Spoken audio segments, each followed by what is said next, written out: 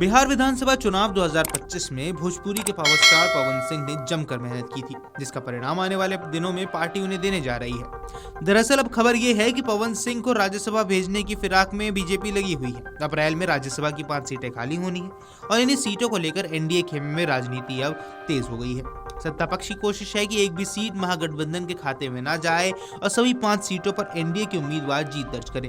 हाल ही में भाजपा के राष्ट्रीय कार्यकारी अध्यक्ष बने नितिन नबीन ने राज्यसभा जाना लगभग तय कर दिया है, तो वहीं भोजपुरी सिनेमा के पावर स्टार पवन सिंह भी इस रेस में शामिल हो गए हैं।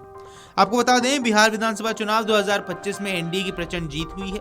202 सीटों के साथ एनडीए की सरकार है। एनडीए की हालिया चुनावी जीत में भोजपुरी के पावर स्टार पवन सिंह का योगदान अहम माना जा रहा है। उन्होंने जमकर चुनाव प्रचार भी किया। उनके चुनावी गाना जोड़ी मोदी या नीतीश जी के हिट हुई काफी वायरल भी हुआ, चाहे चुनाव के पहले की बात हो या जीत के बाद। इस गीत से भी लोगों के बीच खूब माहौल बना। अब सियासी गलियारों में चर्चा है कि बीजेपी पवन सिंह को इसका रिटर्न गिफ्ट देने की तैयारी में है। विधानसभा में मौजूद अंकगणित पर नजर डाले तो एनडीए की स्थिति मजबूत मानी जा रही है। राज्यसभा की एक सीट जीतने के लिए करीब 41 विधायकों का समर्थन जरूरी है। संख्या बल के हिसाब से महागठबंधन के पास फिलहाल इतनी ताकत नहीं दिख रही कि एक भी सीट सुरक्षित कर सके। इसी वजह से राजनीतिक जानकार मान रहे हैं कि इस बार राज्यसभा में भी तेजस्वी यादव को करारी राजनीतिक मात मिलने वाली है। आपको बता दें, एनडीए के भीतर सीटों के बंटवारे को लेकर भी मंथन जारी है। चर्चा है कि जेडीयू के खाते में 2 सीटें जा सकती हैं, वहीं भाजपा भी 2 सीटें मिलने की संभावना है। इसके अलावा 1 सीट लोजपा को दिए जाने की अटकलें हैं। हालांकि इसके लिए चिराग पासवान को अपने सहयोगी दलों को साधना होगा और एनडीए नेतृत्व की सहमति जरूरी होगी। भाजपा खेमे में राज्यसभा उम्मीदवार को लेकर सबसे ज्यादा चर्चाएं हैं। अब सूत्रों के मुताबिक पार्टी के राष्ट्रीय कार्यकारी अध्यक्ष नितिन नबीन का राज्यसभा जाना लगभग तय माना जा रहा है। इसके अलावा भाजपा एक बड़े चेहरे को दिल्ली भेजकर राजनीतिक और सामाजिक समीकरण साधने की कोशिश में है।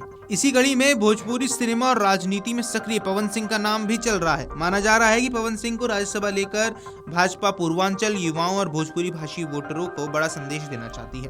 बिहार से विधानसभा की 5 सीटें 9 अप्रैल 2026 को खाली हो रही हैं। जिन 5 नेताओं का कार्यकाल पूरा हो रहा है उनमें आरजेडी के प्रेमचंद्र गुप्ता, एडी सिंह, जेडीयू के हरिवंश नारायण, रामनाथ ठाकुर और राष्ट्रीय लोक मोर्चा के राष्ट्रीय अध्यक्ष उपेंद्र कुशवाहा का नाम शामिल है। 2026 में राज्यसभा चुनाव का बड़ा महत्व होने वाला है। इससे ही संसद के आगे लेजिस्लेटिव एजेंडा तय होने वाला है।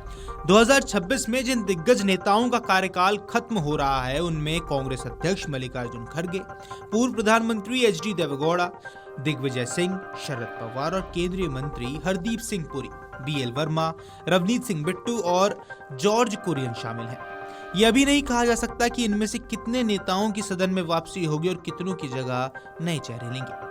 अप्रैल से जून तक फिर नवंबर में बिहार से 5 सीटें खाली हो जाएंगी और ये सीटें अप्रैल में ही खाली होंगी। इसके अलावा झारखंड, आंध्र प्रदेश, तेलंगाना, पश्चिम बंगाल और तमिलनाडु के सांसदों का कार्यकाल भी खत्म हो रहा है। नवंबर में उत्तर प्रदेश की सीटें भी खाली होंगी।